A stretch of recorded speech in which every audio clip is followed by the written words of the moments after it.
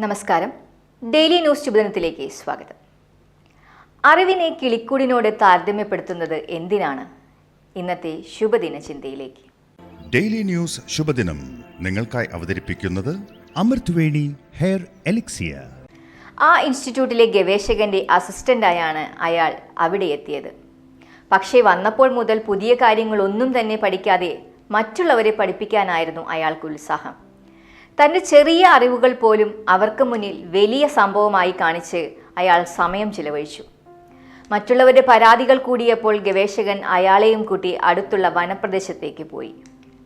അവിടെ ഒരു കിളിക്കൂട് കാണിച്ചു കൊടുത്തിട്ട് പറഞ്ഞു, ഈ കൂടിന് ഒരുപാട് പ്രത്യേകതയുണ്ട്. ഇതിന് പുറത്തേക്ക് തുറക്കുന്ന വാതിലുകളാണുള്ളത്, പക്ഷേ കിളിക്ക് അകത്തേക്കും കടക്കാം. അയാൾക്ക് ചിരി വന്നു. ഇതാണോ ഇത്ര വലിയ കാര്യം?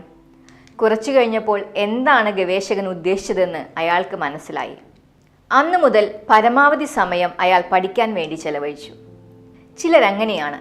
താൻ വലിയ സംഭവമാണെന്ന് കാണിക്കാൻ തൻ്റെ ചെറിയ അറിവുകൾ വലുതാക്കി കാണിച്ചുകൊണ്ടേയിരിക്കും. പക്ഷേ ആരിൽ നിന്നും ഒന്നും സ്വീകരിക്കാൻ അയാൾ തയ്യാറല്ല. അത്തരക്കാരുടെ എല്ലാ പ്രവൃത്തിയിലും ഒരു താൻ പോരിമ കാണാൻ സാധിക്കും.